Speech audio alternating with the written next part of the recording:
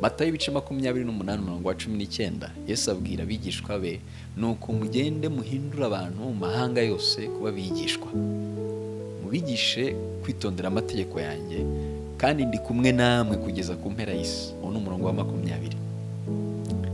Aka ni akazi katari ak'abashumba gusa, ni akazi k'abizera bose, abizera Kristo. Yesu yaduhaye inshingano, Yesu yaduhaye akazi ko kugenda tukabwira abantu inkuru nziza y'agakiza. Inkuru nziza y'agakiza ni Kristo. Hari igihe umuntu aba ahantu agatuza akumva ari agomba kuvugira ubutumwa, akaba umuririmbyi nyine uririmbira mu mujyi gusa cyangwa mu cyaro gusa, akaba adashobora kurenga izo mbibi.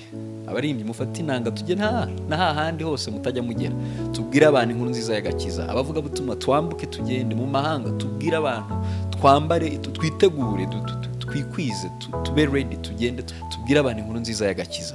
Tuve muri comfort zone, turaba ambasaderi, turabahamya ubutumwa bwiza. Abantu nibatubona babone Kristo.